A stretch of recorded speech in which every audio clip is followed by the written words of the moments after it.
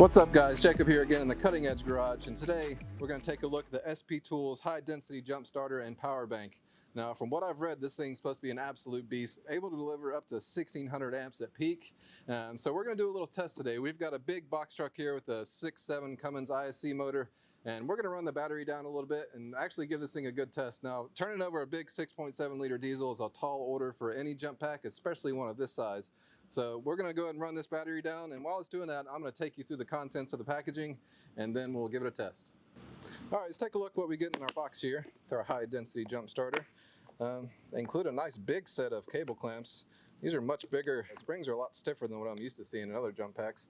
And also the rubber coating on these cables is really nice. 6-gauge wire, and this silicone coating actually holds up to the heat a lot better. And the cheaper jump boxes, they'll usually just throw in some cables that have like a PVC rubber coating. These are a lot more flexible and they hold up to the heat a whole lot better.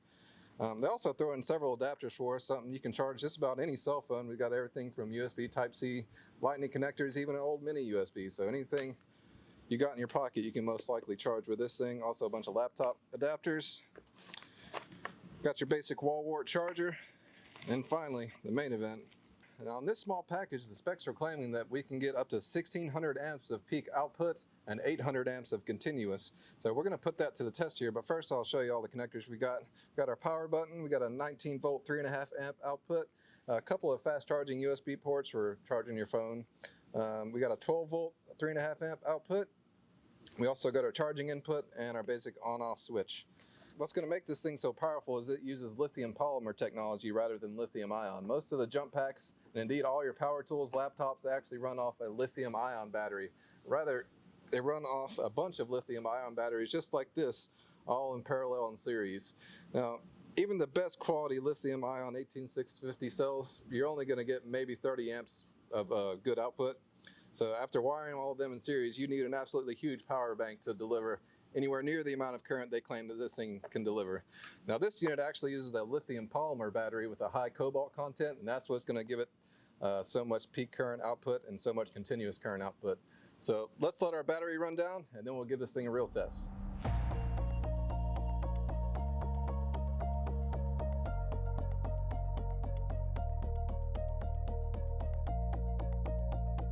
All right, we've had all of our electronics on all day. It's been about 6 hours.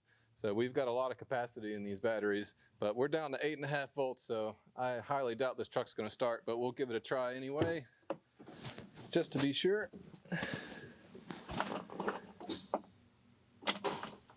Yep, nothing at all. So let's move on over to the battery compartment. We'll take our jump box over there, hook it up, and we'll see what she's got. All right, just to show you guys we're not pulling a fast one here, I've got my voltmeter hooked up, and we've got 3 12-volt batteries all wired in parallel like you see a lot of times on these big trucks. And I'm going to check our voltage, and we are right at 8.6 volts, so these batteries are sure enough dead. So now, we'll take our little jump box, just flip it on. So we'll go ahead and hook it up. You got a solid green light, that means we're good to go.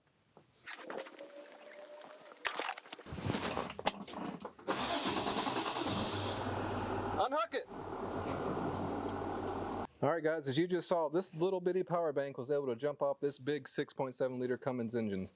And to be honest, I was very surprised by it. I didn't think there was any way this little battery bank was going to do the job.